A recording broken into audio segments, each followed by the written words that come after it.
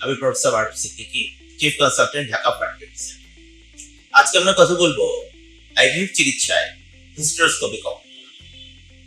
Hysteroscopy একটা procedure যেখানে একটি ক্যামেরা পেশেন্টকে সাময়িক অজ্ঞান করে অ্যানেস্থেসিয়া দিয়ে তার জ্বরের মধ্যে ঢুকিয়ে জ্বরের অভ্যন্তরটা দেখা যে সেখানে কোনো সমস্যা আছে কিনা, অথবা আমি যে এমব্রায়োটা প্রতিস্থাপন করবো বা ট্রান্সফার করবো যেখানে বসবে সেখানে কোনো প্রবলেম আছে।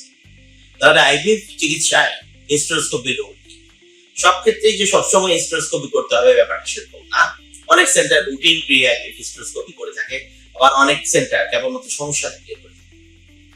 ব্যাপারটা ভেবে বলি, যদি আপনার টিভিএস সন্দেহ হয় যে সেখানে ছোট পলিপ আছে, এন্ডোমেট্রিয়াম যথেষ্ট ভালোভাবে বাড়ছে না, আগের কোনো ডিএনসি হিস্ট্রি আছে, আপনি কোনো ইন্টারভিউরাল অ্যাডিকশন সন্দেহ করছেন, কোনো মাইল্ড এন্ডোমেট্রাইটিস অথবা আপনার কোনো টিবি হিস্ট্রি আছে, সেক্ষেত্রে কিন্তু অবশ্যই হিস্টেরোস্কোপি করে দেখার প্রয়োজন আছে এমব্রায়ো ট্রান্সফার আগে, যে জ্বর যেখানে বসবে, জ্বরের অভ্যন্তরে এমব্রায়োটা যেখানে বসবে সেই জায়গাটা ভালো আছে। হিস্টেরোস্কোপি আপনাকে একই সাথে সুবিধা দিবে যদি আপনি মনে করেন কোনো পলিপ আছে সেগুলো রিমুভ করা।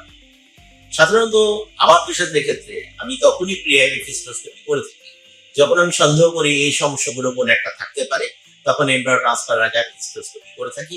অথবা তার বয়স 35-এর উপরে চলে গেছে, আমার এমব্রায়োর সংখ্যা কম, এটা সমূহটা আমি ম্যাক্সিমাইজ করতে চাচ্ছি, অথবা তার প্রিভিয়াস আইভিএফ ফেলিওরের হিস্ট্রি আছে, অর্থাৎ এর আগে আইভিএফ করেছে কিন্তু সেটা ফেল হয়েছে, তখন পরের বার আইভিএফ এর আগে প্রিআইভিএফ হিস্টেরোস্কোপি করলে কিছু কিছু ক্ষেত্রে কারণ পাওয়া যেতে পারে এবং সেগুলো সমাধান করলে কিছু উপকারের পরবর্তী সাইকেলে আইভিএফ এর সহায় পাওয়া যেতে পারে। ভালো।